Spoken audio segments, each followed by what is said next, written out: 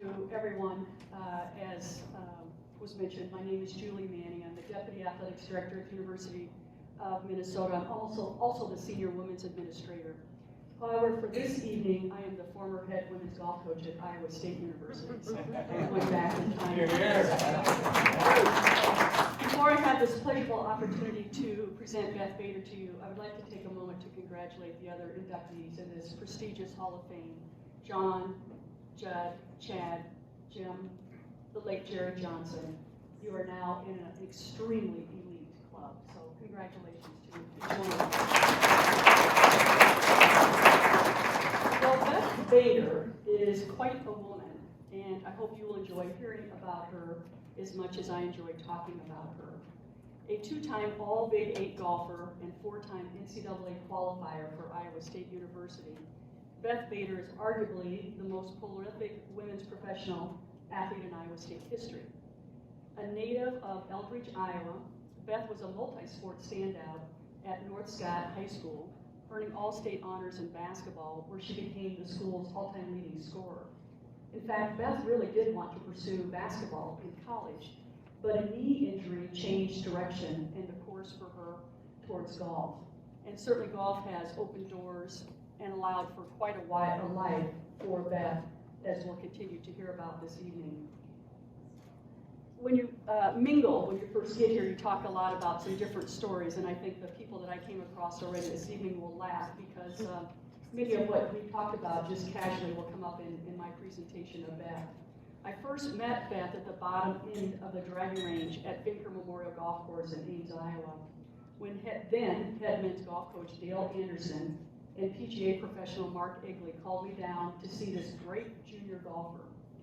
And I'm thinking, okay, yeah, Dale Anderson was a genius at orchestrating cyclone golf camps, and frankly, I thought he was just showing off and wanted me to come down. But when I drove up on my golf cart and I watched Beth strike the ball a couple of different times, well, you could see immediately that she was special. She was powerful, and she had her game face on even back then. Beth never missed a tournament in her 4 seasons at Iowa State University, playing 42 consecutive events. She wasted little time showing her skills as a cyclone with her powerful drives and, probably more importantly, her outstanding touch around and on the greens. She finished second as a freshman in the 1993 Big 8 Golf Championship to help Iowa State win the first ever Big 8 championship. Now remember, we were in a league with Oklahoma and Oklahoma State at that time, and those women on that team were from around the world. They were not local Midwest women. It was no coincidence that we started our 4-year string of NCAA regional berths in Beth's freshman year, and the Cyclones never finished lower than second in her career, in the Big 8 in her career. Her passion, her joy for the game, and competition was infectious with her teammates. She earned all Big 8 honors again as a sophomore in '94 and was ranked among the top 100 nationally throughout the rest of her career as a cyclone. Beth was named the 1996 Iowa State Female Athlete of the Year, not often awarded to a golfer at Iowa State, and in that same academic year did earn her degree in sport management. Following graduation, Beth continued her outstanding career on the Futures Tour, where she was out there for 4 years and earned her card eventually onto the LPGA Tour, one of the few native Iowa women to compete professionally on the tour. She played on the LPGA for more than a decade, totaling over $1 million in career earnings and competing in 26 major championships. Beth was a crowd favorite. She was a great interview for the media, and the other women on the tour loved to be paired with her. What you may not know about Beth is that she has a huge heart. She is an incredible friend to so many. She's a connector. She has a fun-loving personality, just the type of person that you always want to be around and have as a friend. You always pick right back up where you left off. If it was 5 years or 10 years or 15, you just pick right back up with Beth. Always game for adventure, fun, and high on life. She has an incredible sense of humor, a practical joker, and I can't tell you how many times she fooled me into believing that she had hurt herself. She'd trip or she'd run into a wall when she didn't. And as a coach, that's always kind of shocking, but she just always makes you feel like $1,000,000. She and her Cyclone teammates, Missy Arthur, Shelley Finistad, Maureen Rochard, Nancy Fales, Holly Duncan, and others just loved to stay after practice and compete on short game drills and competitions. Let's just say that Beth won a lot of crap on your neighbor games around the green. Her parents, Gary and Sue Bader, and her sister Amy were always there at the tournaments. I so enjoyed pulling up in the parking lot and seeing them there. If they missed a tournament in her ISU career, I would be surprised. Gary and Sue would drive through the night, sometimes with Amy in the backseat, not very happy, but to make sure that they would get to the first tee on time to see Beth. We lost Sue Bader back in December of 2004 after a courageous battle with cancer. Beth loved her mother dearly, and indeed she was a remarkable woman and had quite an impact on me, just walking down the fairways with her over the years. Beth made me a better coach because I never wanted to let her down, because she never let me down. She has a wonderful life partner in Beth Bass and their little sidekick Franklin, their little beloved dog. They reside in Atlanta and are fortunate to enjoy the beaches and casual life in Key West occasionally. And as I mentioned, golf has opened doors and afforded a wonderful life for Beth, just as this great game has done for so many of us. It is absolutely my pleasure and my honor to welcome Beth Bader to the 2020 Iowa Golf Hall of Fame.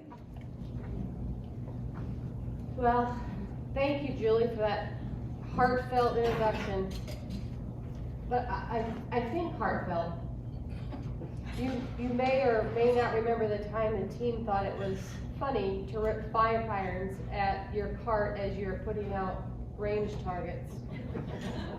My 5 iron, low stinger, caught the side of your cart, then your shin. You almost passed out from the pain. And I almost had to transfer my first semester at Iowa State. Well, that precision-like accuracy honed itself into a 15-year career on the LPGA Tour, so you're welcome. I haven't given many speeches, but I have done a few, most of them off the cuff, but not this one. This one is way too important to me to not get right. So forgive me if I don't look up my paper very much tonight, okay? It's almost been 15 months that I've had to prepare, and 4 people have really stood out in my journey. 4 people over probably hundreds of thousands of people I've met throughout my years on tour and in life, and I want to speak about these 4 people tonight. The first, of course, is my father, the one who introduced me to the game of golf. He had a love for the game that he wanted to share with his girls. He was the first who first took me to the range, the first who taught me about the game, the first to tell me what each club did. He taught me how to hold it, how to grip it, and yes, he was definitely the one that taught me how to rip it. And of course, he was the one I played my first full round with. After many lessons from my father at some point when I was nearing probably my teenage years, no longer listening to my dad's critiques, he turned me over to my first coach ever, Coach Marsha Hartman. This petite woman that probably stood no more than 5'2", took over where my father really left off. Little did I know my first encounter with her would be only the beginning. She would later become my high school girls golf coach. How she kept us all in check as know-it-all teenagers I will never understand. Coach Hartman knew my game well. She nurtured my evolving golf game. She gave me direction, but also left room for my game to develop on its own. Her style of coaching allowed me to enjoy the process. Over my 4 years at North Scott High School, the Lady Lancers went 34-2. And if that's not a tribute to Coach Hartman, I don't know what is, so thank you, Coach. During my summers of my high school career, I would play a lot of local events. It was at one of these tournaments at Emi's Golf Course in Davenport, Iowa, that I met a head pro by the name of Jim Casley. Jim is known around Iowa as the grandfather of golf, the grandfather of the Quad City golf. He brought the first tee program to the Quad Cities.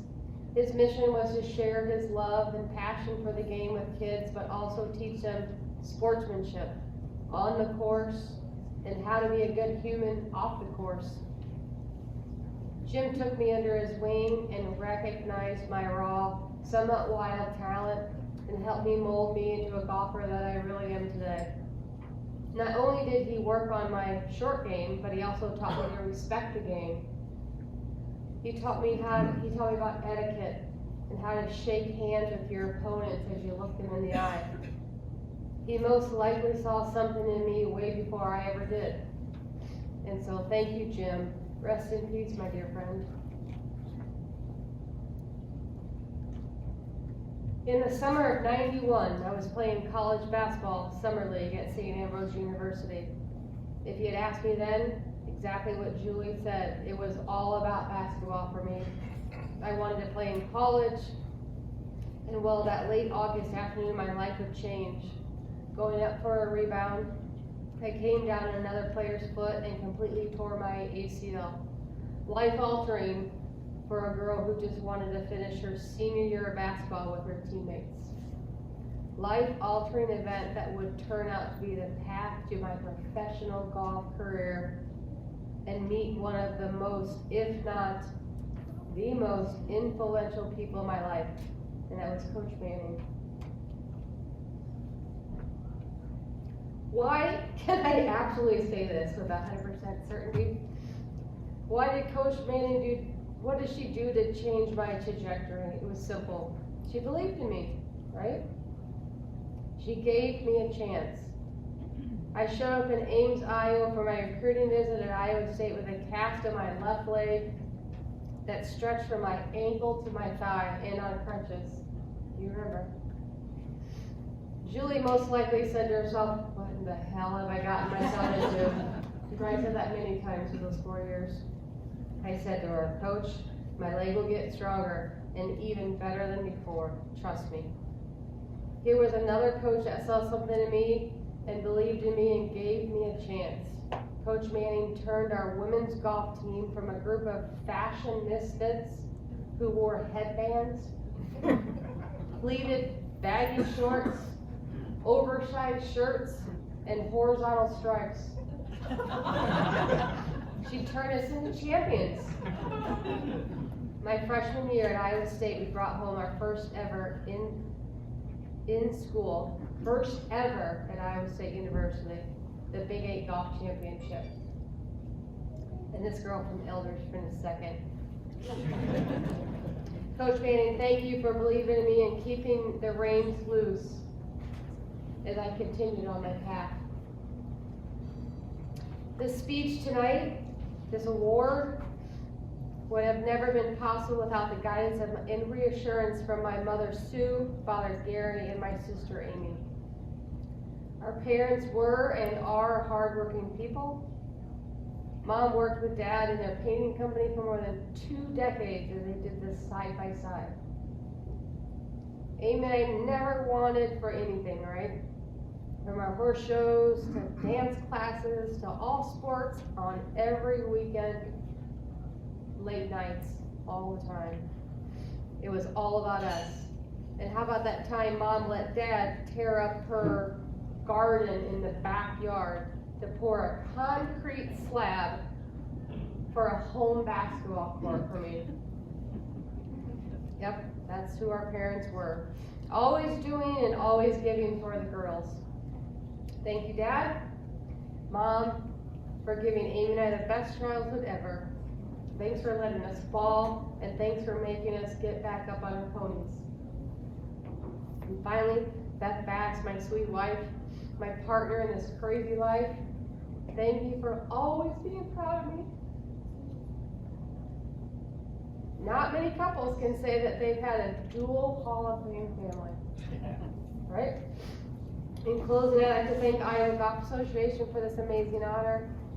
congratulate my fellow 2020 Iowa State Cyclone inductees, Judd and John. Go Clones! And congratulations to the class of 2021. Thank you very much.